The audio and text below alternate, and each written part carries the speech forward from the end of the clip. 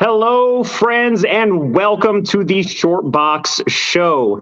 I am Brett, your host, and today with me I have an incredibly special guest. You all know him as Reggie Collects. Reggie, how you doing, brother? I am doing well, Brett. Thank you very much for having me on. But today's been a good day, and it's a pleasure to join you tonight. No, the pleasure is all ours, my friend. So we set this up because I want to pick your brain a little bit. For those of you who do not know, Reggie runs a wildly successful YouTube channel while also still having a day job. I gotta, hats off to you on that one. I mean, you're a legend apparently. So, we're gonna pick your brain. We're gonna dissect it a little bit. We're gonna talk about some things that have made you a great YouTuber. We're gonna talk about your thoughts on some current stuff, Marvel related, and just kind of have some fun with it. So, are you ready? Brett, I'll be honest with you, brother. Anytime I'm having a bad day, I'm going to play this back because you're very kind. You're very kind. There was a lot there. I don't know if I'm wildly successful or any of that other kind I of just stuff. I just give credit where credit's due, Reggie. You know Okay. what I All mean? right. Well, Anyone who knows you knows that you are one of the most humble, honest, straightforward, and informative people in the hobby, which is actually why you were one of the most obvious choices to do this interview with. I mean, you're up there, man. I thank you, mean, brother. I definitely appreciate it. And I try to do the best that I can do. Right. And it is nice when people recognize and appreciate that, but I'm literally just trying to do the best that I can do, and that's why it's easy to be humble when you're like, well, I'm just trying, and so it's yeah, just, again, it's nice when people take a moment to appreciate that. So with that said, yes, I am ready. I am ready. I love everything about it. So with you being so big in the hobby, I mean, you have you're working towards 18,000 subscribers on YouTube. Yeah, That's we're getting there. so again, I would call that wildly successful. I mean, if you're a YouTuber, you're up there. So so let's talk about the YouTube or kind of comic aspect of what it is that we do. So why don't you tell me? And a lot of people will say, what's your favorite thing about the hobby or whatever? I want to kind of flip the script on that. I want to ask you, what's your least favorite thing about the hobby? Yeah, and it's kind of tough for me because I try to be especially publicly much more positive, right? Because Right. so many people on YouTube can be negative, but I appreciate the question. So what I would say to you is that there's maybe three things that readily come to mind that I don't like about the hobby, right? Is it about the hobby or about YouTube? Like, I want to be clear. Which one is it? No, comic, the hobby of collecting. The hobby of collecting. Okay. Yeah. So the easiest is prices. The prices right now are in many ways Yeah. ridiculous, and that's an easy and obvious thing to target, right? Mhm. Another that readily comes to my mind are the outside forces that are invading the hobby of comic book collecting. And I'm referring to a lot of companies that have no interest in the hobby or in collectors are coming into the hobby in order to extract value from the hobby and from collectors, right? Okay. So those two things readily come to mind. Now, here is the challenge.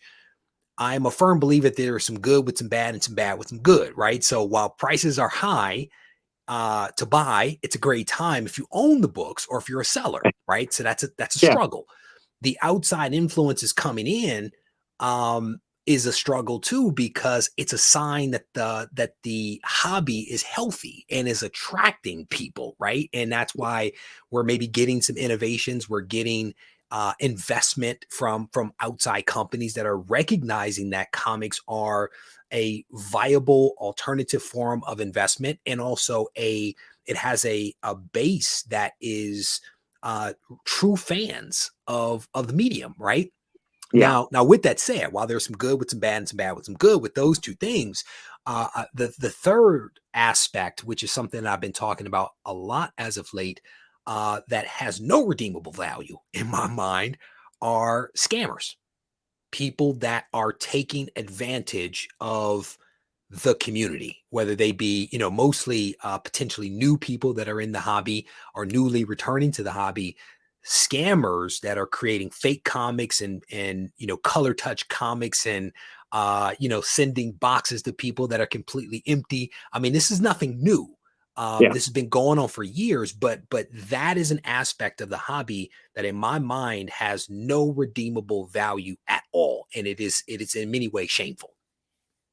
I do not disagree with you at all. I would have to say those are definitely some of the biggest three things that we as collectors face. I mean, you hit the nail right on the head. I mean, that's unfortunately there are some people out there with a little less integrity than the rest of us, and it does nothing but harm Nothing. to the community. Yeah. And if you're a new collector or somebody newly returning, a bad experience that costs you money might be your last experience in the hobby. And experiences like that have the ability to turn people away and to give people just a negative impression of us as collectors, because they can't separate, you and I from Yep. some scammer, because the scammers show up friendly and helpful and all of that other stuff, offering great deals, and you get a And box then of socks. it keeps the hobby from growing. Yeah. Which it's funny because it is still growing, but the more we can get, and you've talked about this on your channel, the more people you can get interested. And actually, I think this is kind of something that you've lent to. Like,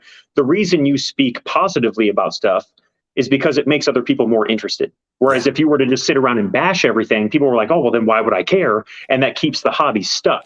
And I believe the same. I actually recently released a video talking about how Rotten Tomatoes is starting to ruin movies. Like, it's starting to cause harm. Like, the sales for Morbius tanked because so many people saw the score or heard the negative talk and were like, oh, well, I'm not going to waste my time. When I went and saw Morbius, I had a great time because I'm a Marvel fan and I'm a vampire fan. Like, there was nothing wrong with the movie.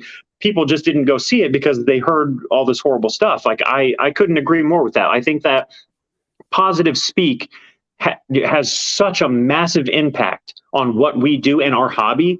I'm all about hyping something up just to get more people interested. Like, there's nothing wrong with talking good about something, even if it wasn't the greatest. Like, everything has its place. You know what I mean? Even Morbius.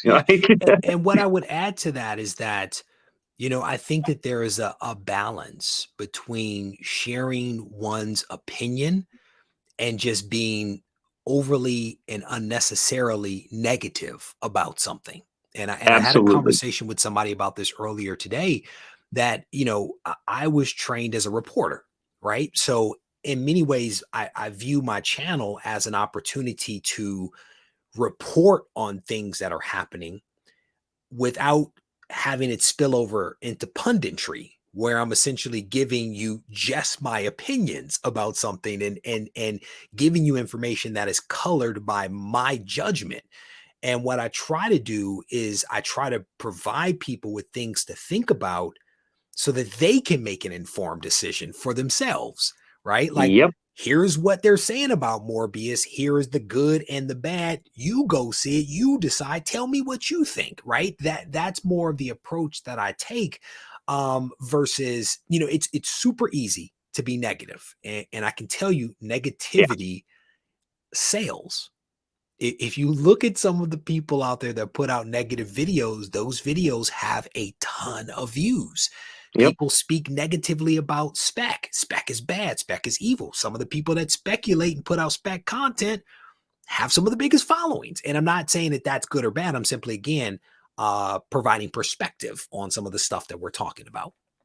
Yeah, no, I again absolutely agree. It's it's a shame when people refuse to go form their own opinion of something just because someone is out there trolling or so for me, I asked you what's your biggest, your least favorite thing about the hobby. For me, it's trolls. It's those people who are out there doing negative for the sake of negative. Like, they're out here just ruining for the sake of, they just want to watch the world burn. And it's a shame. Like, I mean, it's, not to quote Heath Ledger and get all geeky on you. That's legit. I mean, it is though. I mean, they're out there. And, it's funny. I've come across a few of them, through YouTube and stuff, but you have a following that makes mine look like an ant in the galaxy. Like, so I can't imagine how much of it you see as opposed to how much I've seen. But even for me as a small guy, that the trolls are the worst. Yeah. Like,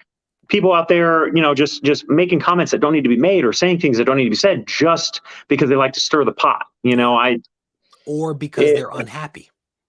exactly. That's the other part of it is I think that a lot of these people do it for spite, they do it for enjoyment, but there are some that are just unhappy with themselves.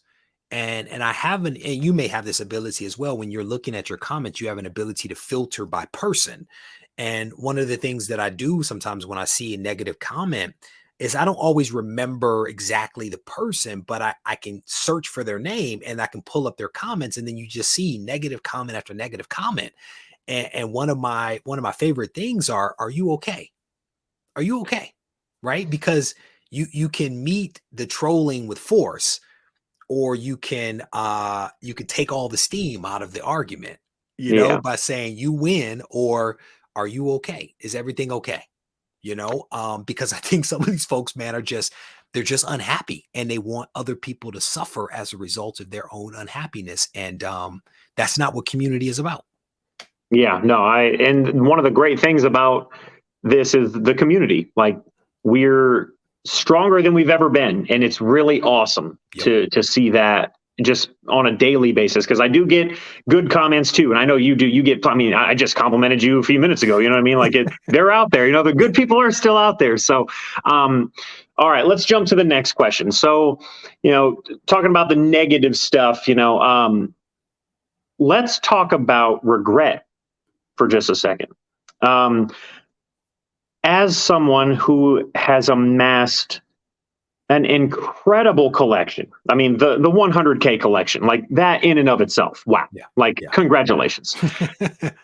let's let's talk about the not so great parts. I would love to know what your biggest regret as a collector is. So just to clarify for those people that don't know, the 100K is not the value of the collection. That is the number of I'm books. sure. Yeah, Yeah, I'm sure. Yeah. it is 30,000 pounds of comic books, right? And that was just a single collection that was purchased, not the other collections that I already owned or have subsequently purchased. My biggest regret when it comes to collecting is probably not buying a higher grade of a book when I had a chance to. I have a Okay. tendency sometimes to be a little cheap. And you alluded to this, right? So I have a job outside of this. I have, two kids and a wife that I provide for. And so, sometimes there's that balance between, hobby play money and family money. And you're like, well, if I buy this big grade, I can't buy the next book, so you sometimes settle for a grade. And there's one book in particular that readily comes to mind. It's ASM 129, the first appearance of Punisher. Have that book in the 6.5. I had an opportunity to buy a higher grade of that book. I didn't. Fantastic Four 48, 49, 50. Had an opportunity to buy higher grades of those books. I didn't. X-Men 1, Giant Size X-Men 1, had an opportunity to buy a bigger grade back when these books were cheap, right? Air quote cheap. Yeah, cheap. Yeah, Yeah. I didn't do it. I didn't do it. And sometimes there's really small amounts of money between one grade and another. And I could have spent a couple of extra bucks and did it, but I settled, if you will. And that is a regret, especially with what has happened with values over the last, 2 years or 4 years since I bought some of those books. I got to be honest. I'm kind of surprised that that's your answer, because what I'm hearing you say is your regret is that you didn't spend more money on it. you wish you had Legit. spent more money on your collection. That is, It's legit. yeah. It's legit because I now you look yeah. at those books and maybe you're not as pleased with those books because the grade doesn't really represent what you've come to expect for your collection. Like your standard has improved, Yeah. right? But then you also look at the values of those comics where part of your mind when you buy it is like, I can always upgrade later. Now you fast forward 4 years or whatever, and what's happened is the value of those comics have skyrocketed. Going back to the earlier question, to the point where you're now like, I won't buy that better grade because the prices are high. So that's Yeah. a real regret that I did not spend a small amount of money to save myself a massive amount of money later on. Now, no one could predict a pandemic and the values doing what they did. But regret is about hindsight. And so that's what we're talking about is shoulda, woulda, coulda. If I could go back and do it again, I might do it different. That's one area where I do have some regret. So it's funny you say that. I was just having a conversation earlier with a buddy of mine. We're working a convention next month, Mhm. and we were pricing books, and he was, he saw a book and he was like, oh man, I bought, these, and I thought I was going to flip them, and I sold them immediately. And then a month later they were even higher, and he was kicking himself, and it's that we know that though, like Yeah. that's part of the struggle. That's part of the hobby. I mean, Yep. on a regular basis, you can't know until it's too late, Yep. ever. Like, Yep. we can't predict the future. We can just hope and speculate and guess and wish, and but uh, it's tricky, and uh, man, that is one of the most difficult parts about the hobby, is because you can't always be right. Yeah. Like you could. Timing is a Oh, for monster. sure. You cannot time it. And that's why I tell people, and again, a lot of the videos I create on the channel are created from my own personal experiences, observations, and conversations that I've had with other people. And one of the things that I say to people is if you sell it, just keep moving. Don't look back. Don't think about it. Just keep moving, right? Yeah. And it's like, if you sell something and you do make money, take that money and go buy something else that is meaningful to you. And I say that because even if the thing that you sold goes up in value, then maybe the happiness that you get from the meaningful thing that you purchased softens that blow just a little bit. You know what I'm saying? Hopefully. Yeah. Now, Hopefully. Yeah. hopefully. Now, the Yeah. reality is that you asked me a question about regret. I am not one of those people that lives in the past. I do it and I keep moving, right? So I don't wallow in it. And probably your friend probably doesn't either. But when he sees the book right in front of him, he has that thought, but Yeah. he That probably war isn't. flashback. Yeah. Yeah, he probably isn't the guy that's like, man, I'm still kicking myself over that book from 5 years ago that I sold. Probably not. But the big thing is timing the market is tough. And if Yeah. people get it right, hey, bravo. But the vast majority of us don't. So just make good decisions, man. As best Yeah, you can with the that's the information that best you you can have. do. Speaking of good decisions, you have recently announced a big move on your channel, isolation. Mm, yeah. So let's take a second. Let's talk about this. So you recently announced that you are releasing a comic book called Isolation through what you have been calling Swolger Publishing, correct? Yep. Yeah. Yep. I want to talk about that. I've heard you speak of it. We've heard you talk about, some of the people involved. I would love to know what role it is that you're playing and kind of how involved you are and what this means to you. Yeah. Because I'm spending my own personal money, I'm very involved. Like I am literally teaming up with someone that has become a very good friend and collaborator, Doug Bratton. Love And Doug. Doug is incredible, man. He thinks similarly to me, but different enough that he brings a lot to the table that I don't possess. And that combination works really well. And so Doug came to me with this idea of a comic. We sat around and we brainstormed and we went back and forth over scripts and ideas and things like that. And we decided to pull the trigger. And we divided responsibilities, right? So Doug is like lead writer. I am essentially serving as the publisher behind this thing. I basically pay for all of the cost involved. Doug and I Okay. assembled a creative team, a group of creators that have come together and embraced the vision of what we are trying to do. I am going to be, being an editor in chief, essentially a publisher. I'm an organizer of people and resources. I'm doing the distribution for it, the marketing for it. I'll literally be the person that is bagging and boxing everything up and shipping stuff out. Like it is soup to nuts, everything. And it's a really awesome project. Doug is an incredibly talented guy, and he and I work incredibly well together. So, we literally do everything together. We bounce ideas off of one another constantly, because my career is that of a marketer. The business side of things come naturally to me. I'm not the person that's drawing the comic, but I have an Right. ability to assemble. I have an ability to assemble a team of creative people that can bring this thing to life. Does that help? Does that answer the question a Oh, little bit? absolutely. No, that was great. No, I love that.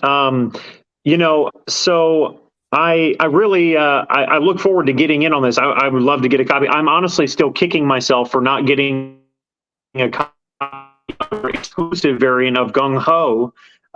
Still kicking myself for that. I should have got in on that when I had the chance. I'm really bummed out, but yeah, I'm really looking forward to this. I think you've put out some really cool stuff. Your variant cover, your guide to smart collecting. I have an issue of that sitting upstairs right now. It's a beautiful book. It's the Black Adam. And now this. So that right there is that's pretty big things as a creator or a content creator or YouTuber, whatever you want to call it. What would you say are the three biggest for you as a YouTuber that just kind of made you go, oh, wow, I'm doing this? You know what I mean? Like that kind of made you realize I'm there. This is it. Yeah, I'll be honest with you. I still struggle with that. I have arrived type of thing. And I say that because I look at some of my peers like Comic Tom or Jim Mint or Very Gary, or even bigger YouTubers like Comics Explained. These are amazing channels that are putting out amazing content, so in comparison, I don't know that I've arrived. I have to mention Comics with Bueller as well, begrudgingly. Love Travis, but what I would say is, I've had a few moments where I've felt very good about what I do, and I think one of the earliest moments probably was when I reached 1,000 subscribers and 4,000 watch minutes.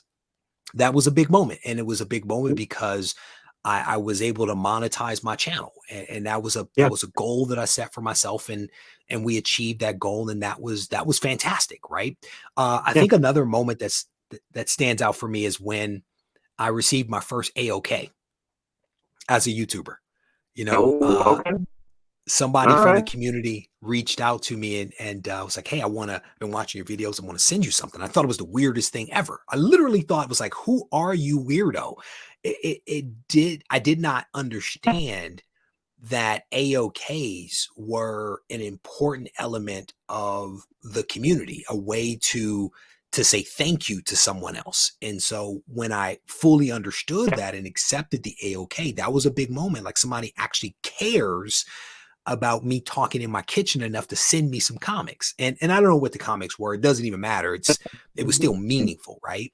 Um, Another moment for me as a YouTuber probably came when I was recognized in public for the first time.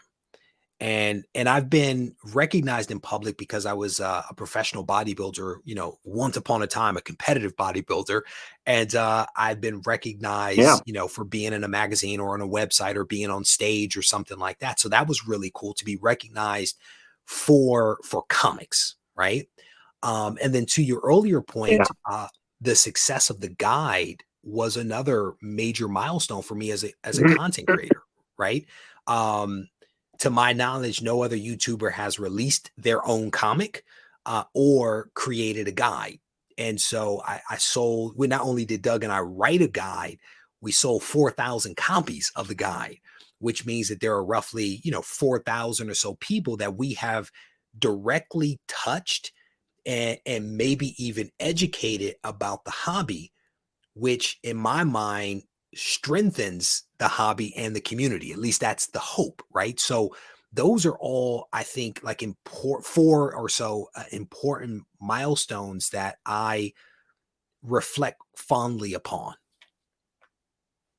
You know, I'm honored to say that I'm one of the 4,000 people that you reached out to and, made an impact on with the Smart Collective. Like I said, before we go on, I've been watching you for years, man. I mean, you have educated me and guided me through collecting for, a while. So thank you. From all of us who got the side decline, thank you for,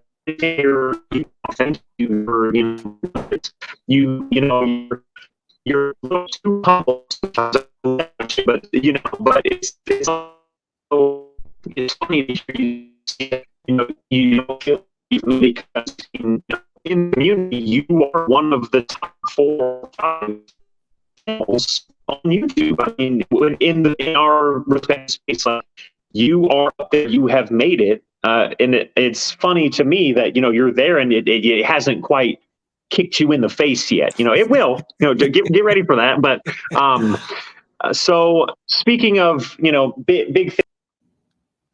Uh-oh.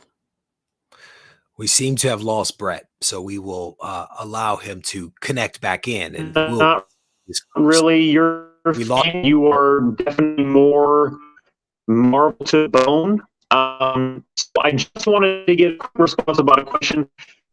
What are your feelings when you hear that David Zaslav making changes at DC to be more like the MCU?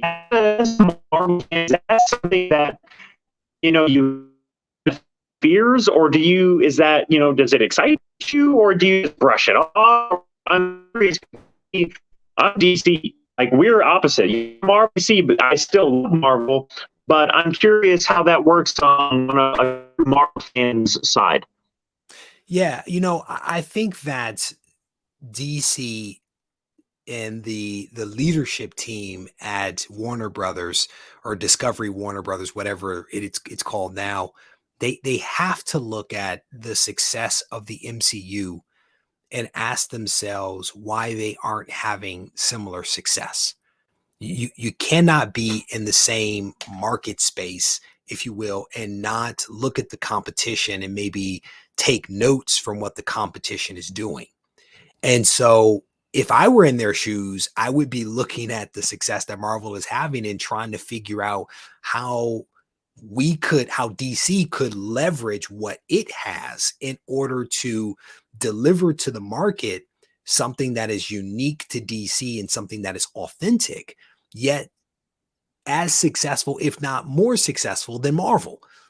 At one point in time, DC was the company, DC was the publisher, right? That everybody wanted to be like. And that's changed. And it's unfortunate. And now Marvel is having some amazing success with the movies and the TV shows and the streaming platforms. You want DC to have that success, because I think that if they do, that only benefits the publisher and the ownership. It benefits us as fans. It benefits the creators. Like, more money flowing into an organization typically makes things better, right? And I say on the channel that I feel like now is like a golden age of comics. And I say that because not just of comics, but I say it because of the movies and the TV shows and the streaming shows. They're all amazing, and I hope that DC is going to do more than just say that they're going to do this. I'm hoping that they actually do it. And I'm hoping that they do it in a way that is authentic to them and benefits their fans, because their fans deserve it. Like there's nothing greater than going to an MCU movie. Yes, we do. and seeing your favorite character come to life. DC people deserve that same thing, Can I get an amen? Absolutely. Yeah, no, as a big DC fan, I would love nothing more than for them to have a DCU. You know what I mean? I mean, that would be incredible. So I just want to touch on that, but now we'll flip the script and we'll kind of head into more your direction. Let's talk Marvel. So as of right now, shooting this, the Thor Love and Thunder teaser trailer has dropped, and I would love to hear your predictions for this movie. Around God Booker, action figure that's not do. I'd love to get your thoughts on how grand or not grand the movie's going to be. It's hard for me, and I say this because I'm not one of those people that studies the trailers and dissects all of the nuggets that are embedded in the trailer. I, you know, I, You I've have watched not. the I've watched the trailer maybe two times, and it has a similar feel as maybe the previous Thor movies, only in my opinion, one of which was good. So I'm hoping it lends itself more to the good Thor movie than the bad Thor movie. There's a certain level of cheese that you can have in a movie, and sometimes it goes a little too far. I think the thing that I'm Mhm. probably most excited about, honestly, is seeing how they're going to manage the female Thor. And I'm hoping that they treat that character with the respect that the character deserves, and Absolutely. that they have this character show up in a way where people are like, yeah, that's a dope Thor. There's a lot of ways that you can introduce characters. There's a lot of ways that you can handle things. My hope is that they handle that character in particular well. That's my hope. Overall, I want the movie to be good. There's no doubt about that. Like, we don't need any more stinkers of a movie. And so again, the Thor has been 50-50. It's been 50-50, right? So hopefully this next one is good. That's my hope. Okay. Hey, fair enough. So, any thoughts on Gore? I mean, do you think they're going to do him justice, or do you think they're going to kind of? I hope that they do. I mean, the Gore character is a beloved character. There are a lot of people that really Yep. dig Gore the God Butcher, right? So my hope is that they have thought through the proper way to introduce that character, that they don't just bring him in and kill him off, that maybe there's some longevity to this character, right? And I think that's one of the big criticisms, if you will, of some of the MCU movies, is that they kill the villain off and then the villain has no more utility, right? So my hope is that maybe we'll see Gore appear not just in this movie, but maybe in other movies. Maybe there's some crossover for the villains, the same way that we see crossovers for the heroes, right? But Yeah. fingers crossed that they do it right, and maybe coming off of what I think is the I think it's the more recent movie that wasn't so good. Maybe they have figured out a recipe that will have this latest installment of the franchise be a successful one. That's my hope. Well, and I think, now with, I mean, at this point, we're 10 days away from Doctor Strange and the Multiverse of Madness. Hopefully, that will kind of undo some of the, maybe quote unquote damage they've done by offing some of these really popular characters like Killmonger and, just many others like him that have, had their one and done deal. So, in that perfect segue, we are 10 days away from what is supposed to be a massive Marvel movie with incredible ramifications in Marvel's cinematic universe. There is speculation out the door, through the roof, under the floorboards. I mean, it is just pouring right now. And if there's something you could think of being in the movie, they've thought of it, they've speculated on it. I just wanted to touch base with you and ask you if you had a thought or an idea that you were hoping was in the movie, or you think might be here, maybe we haven't heard already 1,000 times. Yeah, I don't know if I have any unique ideas at this point, right? What I would say is that, with the last trailer that came out, there was the mystery voice, and I think I did a video on like February 13th or something like that around the mystery voice, and it was apparent to me that that was Patrick Stewart, Charles Xavier, that was in there. And as I watched that trailer, it appeared to me that that was the Illuminati on the stage, and there were a lot of people that completely disagreed with that idea.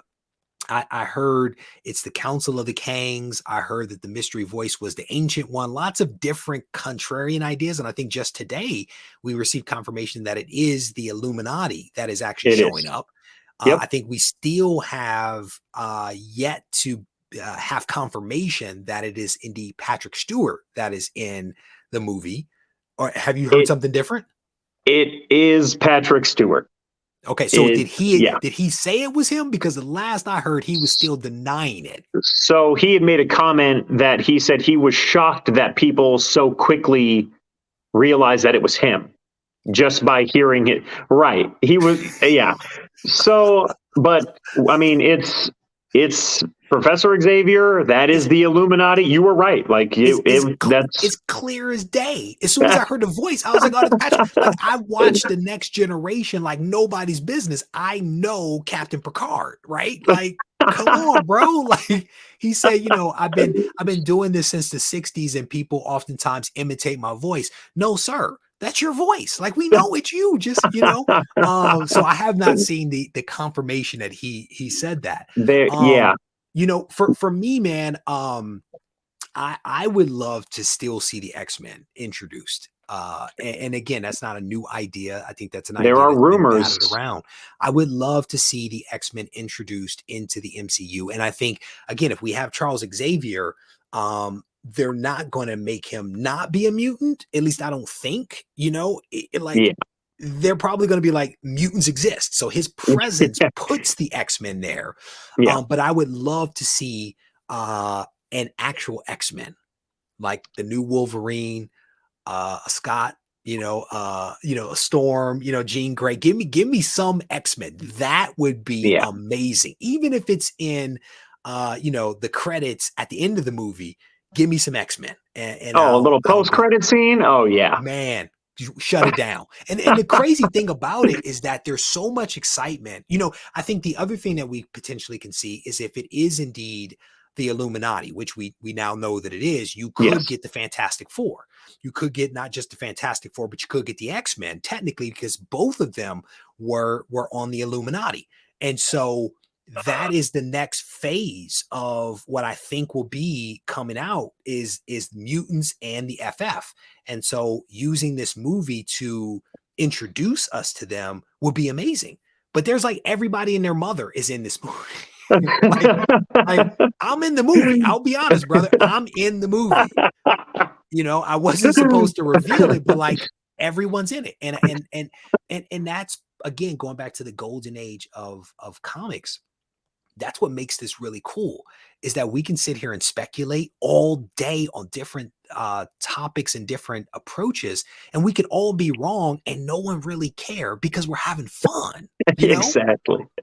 Yeah, no, I completely agree. Yeah, the speculation and the questions and rumors about this movie, are the list is endless. And Yes. even as we speak, people are writing up more theories right now and posting them online, trying to get their 15 minutes of fame. I mean, this movie is going to have massive ramifications. Without getting too deep into it, side question: who do you think is the next big bad of the next phase of Marvel? Oh man, there are so many rumors. You don't have one in mind? I want to see Namor, man. Okay. I Okay. want to see Namor. I'm a big fan, human towards Submariner type of fan. So I would Yeah. love to see Namor come in, the whole Wakanda thing. That's been a rumor that has been swirling since when I came back into comics around 2018, was that we were going to get some Namor action. And it's waxed and waned over the years. Yeah. I love some Namor, man. I don't know about the tiny green shorts and the wings on the ankles, but I You got do. to keep it OG. You got to. You got to stay original. Haven't you read the internet, Reggie? You can't alter anything for any reason. It has to stay true to the comics. No, man, he might have to go to the '90s version with the one piece unitard that he used to wear.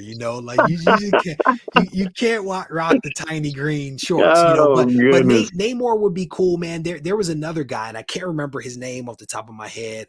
It escapes me at the moment that another person has been in my ear for like 4 years talking about this next big bad. The wonderful thing about it, man, is that it could almost be anybody. That's Yeah. one of the cool things about the MCU is that it doesn't literally have to be a Thanos level character per se. Yeah. It could be almost anybody that they could make us care about. You know, I True. don't think it'll be Null. I will tell you that. I am a Why you little got to break my heart, Reggie? Why you got to I'm break my heart? hey, I'm a little surprised by Gore the God Butcher. I'll be honest. I'm a little surprised that they decided to do that. Only because, you know, when you think about the rich history that is Marvel, there are so many amazing villains that they could tap into. And Yeah. to go with a modern villain, that's a little shocking, right? So Gore the God Butcher, I don't think it'll be Null. It would be amazing to see Galactus. That would be Yeah. amazing, but that's Absolutely. on such a cosmic level, you Yeah. know. I would like to see maybe not a single big bad, maybe lots of bads, right? Okay. Give me some street level stuff. You know, Okay. introduce the Kingpin. Give me some damn Punisher and Daredevil type of action, right? Give me a cosmic big bad. Give me Okay. a national Earth level bad. You know, like give me a couple so that we can see again. To my earlier point, maybe some of these characters cross over, and I don't know. I want to see more than just everybody come together to fight this one person. Yeah. Like Something different. it has to be something different and something more Yeah. than just that, right? I can definitely get behind that. I like the idea of having, the multiple levels of vastness and grandeur per each Yes. level. That would be a great one. Again, for for us fans, it would be different. It wouldn't be Yes. just all leading up to one big pinnacle. It would be scattered out, We've big done stuff that. going on all over the place. We've done that already, right? Give me Yeah. some Secret War. Give me some Yeah. Secret Oh, War. please. Bring Honestly, together. me personally, Yeah. if we don't get Null, I'm boycotting the MCU. That's all I'm saying. Like if the all black, if the Necro sword from Gore doesn't end up in the hands of Null, I'm out. I'm done. Uh, I'm drawing a line right there. So Well, it's been a pleasure. It's been a pleasure that's to have you here in the hobby known as comic book collecting. I wish you well with your next hobby of whatever that is. No, man, it's oh, like I would like to see some Secret War maybe with, and I say yeah, that because there's a lot of different villains that you could bring together yeah, for some battles, and then you can spread them apart and have yeah, them go do their thing in their own little pockets. Let's do something different, and I think that's what's great about Kevin Feige. Going back to what DC may do is Kevin Feige, uh, he does the unexpected, you know, and I think that that works well, and I think that we are probably going to be surprised by some of the things that they do while we speculate, and everybody's literally writing things down right now. None of us are going to be right, and we're all going to be entertained because Kevin's going to come up, Kevin and team, right? Because it's not just Kevin, let's be honest. yeah. Kevin and team will come up with something that hopefully people will really enjoy. And that's what DC needs to do. They need to Absolutely. be Yeah, creative. They need to think broadly. They need to think strategically, and they need to think across the different mediums and not and they just need to restore the Snyderverse. That's what they need. I had somebody that did not enjoy my comments around that. I enjoyed Justice League, the Snyder cut. I thought it was Oh, I solid. mean, of I thought it was course. solid. The What version was that was not to enjoy? released, the one that was released had so many gaps. Was like, what? Yeah, What just happened? yeah. His version comes out. I'm like, oh, that makes perfect sense now. You Yep, know, Cyborg's role, his role was amazing in the yep. Snyder version. In the other version, I was like, what is going on? Like, why are we spending so much time talking about this guy? And you see his. So it's just, I think that both Marvel, I think if Marvel does it, I think maybe DC needs to do it, is to create a framework for these creators to be creative within, right? A framework that lends itself to other projects and not just their couple of movies that they may be working on. Snyderverse is great, but Snyderverse is 5 movies or so, right? You need somebody else that can say, yeah, these 5 movies connect to these 5, that connect to these 5, that connect to this TV show. And that's Yeah, what you need is a vision. yeah. Well, hopefully David Zaslav can pull that off. I mean, we'll see. Time will tell. As with everything else in our hobby, time will tell, right? Hindsight is always 2020. So I'm going to ask a little, one more question, and then we'll probably do the big one and get out of here. So we, the fans, Reggie, we have to know, when are you going to reveal your Given tattoo? We got to uh know. Yeah, yeah, no. There's no such thing as a gibbon tattoo. I have one tattoo, brother, and That's a shame. it is an American eagle. The gibbon is amazing, man. You Gibbon is can turn amazing. that into a gibbon. You could turn Yeah, an no. American eagle into a gibbon. Yeah, That's no, all I I'm saying. couldn't. Yeah, That's all no, I'm I saying. couldn't. You could. You should. I will probably leave this earth without another single tattoo on my body. All Yeah. right. So we'll end it with one more question. A simple, really straightforward question to you as someone big in the hobby, doing big things. What is the next big move for Reggie Collects? Stay tuned for the video. Ooh. Like, You heard it here, ladies and gentlemen. Stay tuned for the video. Reggie, I want to thank you so much for coming on. Again, this is an honor. This was a lot of fun. Thank you so much for taking time out of your day to entertain us and entertain me. You didn't have to do this, but I greatly appreciate it. it is my pleasure, man. Like I tell people all the time, you cannot say that you're part of the community if you don't make yourself available when the community comes and asks you for something, right? You can't stand apart from it. And so, I don't have an ability to do all interviews or to fulfill all requests. But when I have the time and the ability, I try to show up for people. So thank you for reaching out. Thank you for working with my schedule. And Yeah. and this has been fun, man. So thank you for making good use of the time. That's the other part is like, if I give it, like, let's make good use of it. So thank you for having me. I hope you had as much fun as I did, man. Seriously, and this is why you're one of the greats. You're humble, you're respectful, you're honest, you're fun. You're just a real down to earth guy. So for everyone watching, I hope you enjoyed. If you do, please hit the like and subscribe button, and we will see you next week.